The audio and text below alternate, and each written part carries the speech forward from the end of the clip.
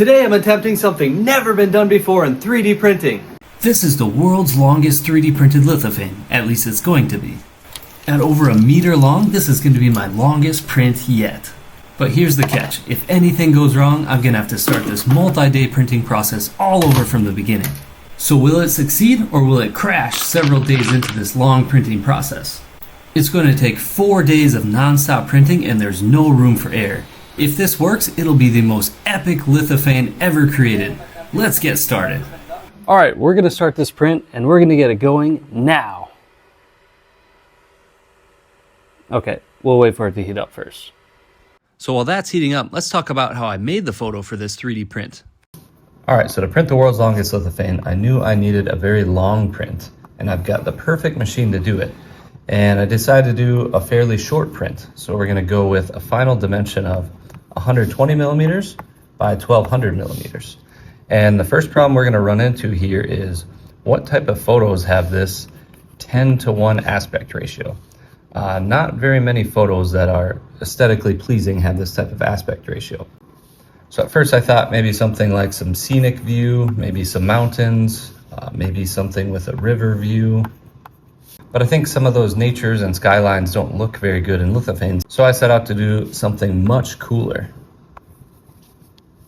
We are going to do a Chinese dragon that is going to be awesome. And the next problem is how to get this photo, because obviously I'm not going to draw it.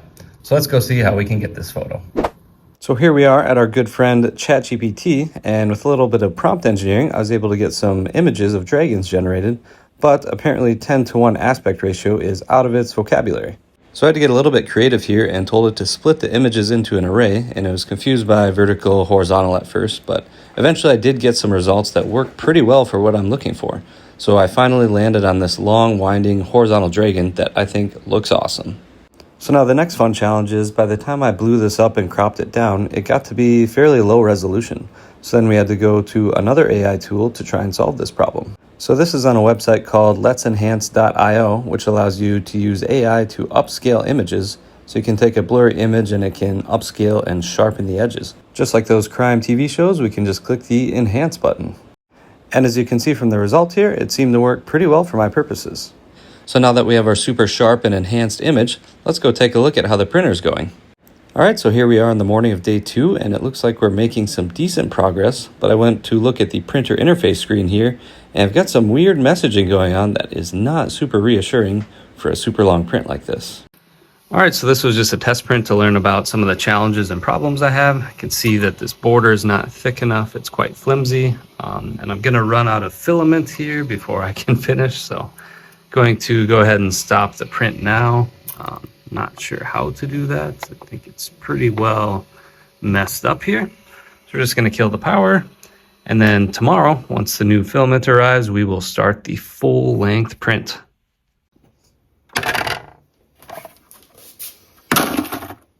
All right, I actually took the time to clean the entire bed before this print. So this time it's super serious. All right, it's officially started at about 9:30 on Saturday night. So let's get this print going. Hopefully it makes it all through this time. So speaking of challenges, let's talk about slicing. I tried to slice this giant model on the Creality slicing software that came with the printer, and as usual, it failed to slice and didn't work. So I had to look to other options. So for the CR30 print mill, what I've found to use to work pretty well is a slicer called Idea Maker. So even though this one took a long time, over 20 minutes to slice this, it was able to slice it successfully, and I was able to export that to the printer. All right, so here we are on the morning of day 2 and found a little bit of a problem here. Since this print is so tall and skinny, when this print head moves up, it's shaking the top of the print, which is causing some poor quality. So to solve this shaking problem, I've glued in place this right angle 3D printed bracket here, and that is going to hold that piece very stable, so there'll be no shaking, and we should solve that issue. And now that it's been printing for a while with this angle bracket attached, we can see that this print has cleaned up past this point here. Before this point it was rough and not smooth, and now after that it is very smooth. And then here's a face view of that print after we've added the angle bracket. There's going to be a lot of stringing to clean up, but we can see after I added that, the stringing is quite a bit better and a lot less. Alright, so let's take a break to talk about some contrast levels when you're doing 3D printed lithophanes. So contrast level is the difference between your brightest brights and your darkest darks. And when you're 3D printing lithophanes, if you can set this up properly, your photos are really gonna pop. So here I've 3D printed 3 different photos with 3 different contrast levels, and we can take a look and see how those differ. So the brights are gonna come from the thinner parts of your print, which lets more light come through. And generally for this, you want to make your print as thin as you can make it without having quality issues like holes or gaps in your print. The photo on the left here is too thin at a 1mm minimum thickness. So to make darker darks, you want your print to be thicker, but this thickness is really going to be limited by what type of light source you have behind that's lighting the image up. If your light source isn't powerful enough, too thick can be a problem and your lithophane is not really going to pop. So that was a quick background on contrast levels for 3D printing lithophanes, so let's go see how the print is coming along. Alright, so it's about midnight on Sunday. I'm about to go to bed, but I was doing some measuring here, and I figured by the time it gets to the morning, this will reach about the end of the bed, and then by the time I get home from work tomorrow, it'll be cantilevering or hanging off the bed. So I'm going to start to set up something outside of the print bed here as a support that I can start to slide onto. Alright, so we're going to use this table here as a support for the 3D print. It is perfectly level with the bed, so I think it's going to work great. And finally, before heading off to bed, I set up another support for this so it'll have some stability once this guy ends up going off the end of the print bed. I'll probably end up adding a new support to the lithophane about every day just to make sure that that lithophane print is supported the whole way through. So I just got home off of work and woo, that's getting close.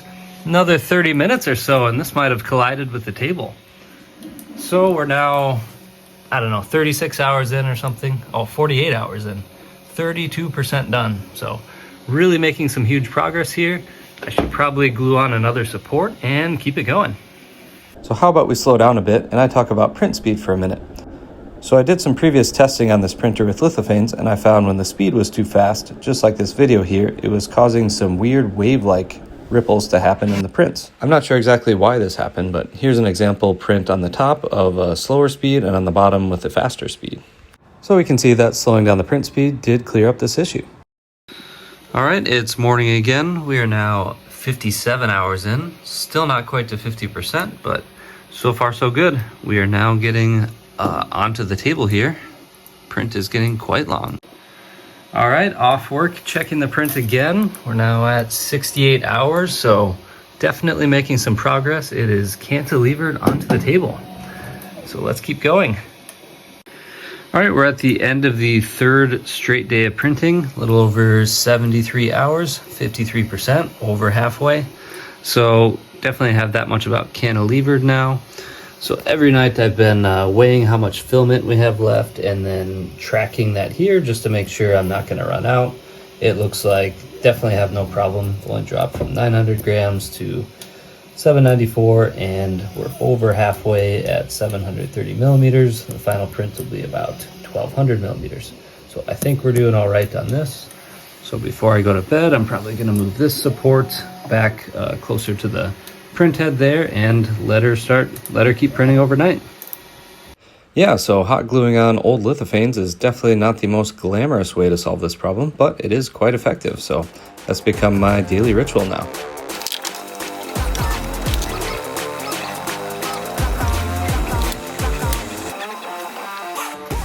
So what I found when this print was cantilevered over this table, there was a tiny little gap there. So I ended up taking this acrylic piece here and just bending it over 2 times wasn't enough. So 3 times, just enough to fill the gap so this was supported properly.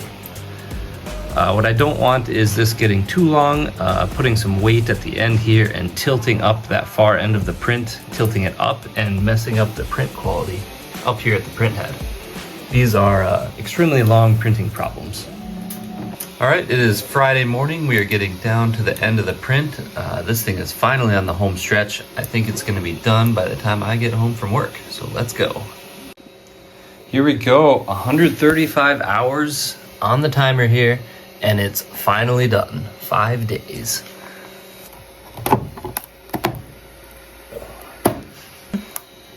Oh yeah.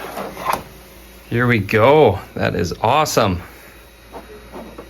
I know what you're thinking. This lithophane's really long. It's not very sturdy, so we're gonna need something to hold it to keep it from breaking.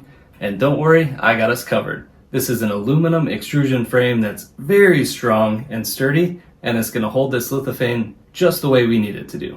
Okay, so before we assemble and light up this bad boy, I've got one job left to do, and that's the meticulous, slow job of deburring and removing all the stringing from the print here.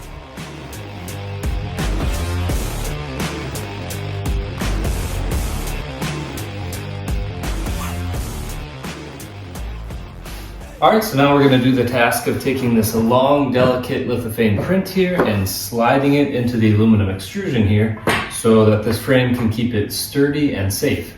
So this is going to be really nerve-wracking. I really hope I don't break it, so I only got one shot. Let's go.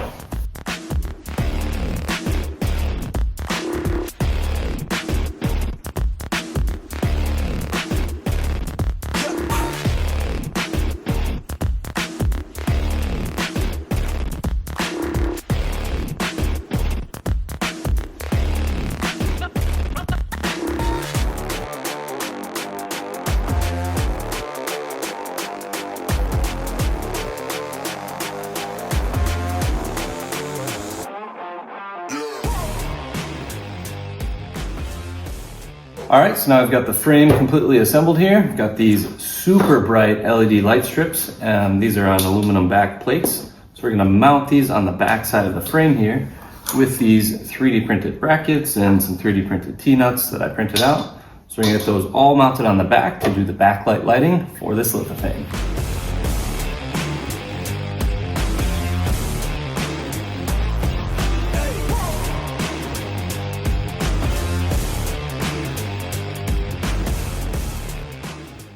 What do you think, buddy? Is it gonna work?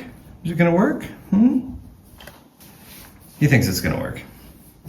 All right, everything's plugged in now. Let's turn it on and see how it works. That is max brightness. Not sure if the camera's overexposed. We can turn it back a little bit. Let's see how it looks. Max.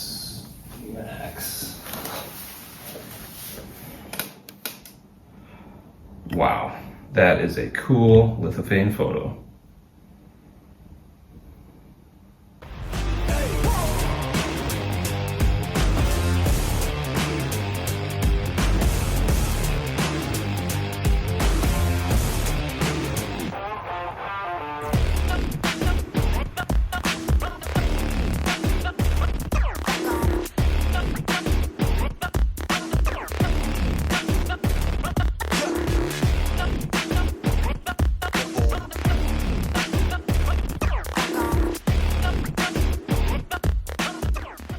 And that's going to be it for the video today. I'm sorry it took so long since the last video got out, but this video took a ton of work and a ton of research. What I underestimated really was the amount of work and test prints it took to get the CR30 to print even halfway decent lithophanes. I highly do not recommend printing lithophanes ever on the CR30. From my perspective, it took a lot of time just to get it to look halfway decent, but the Ender 3 or the Bamboo Lab still looks 20 times better at printing lithophanes than the CR30. If you're still here, thank you so much for enjoying the video. If you want to, you can like, subscribe, or even share this to someone else who might think this 3D printed beast is as awesome as I do.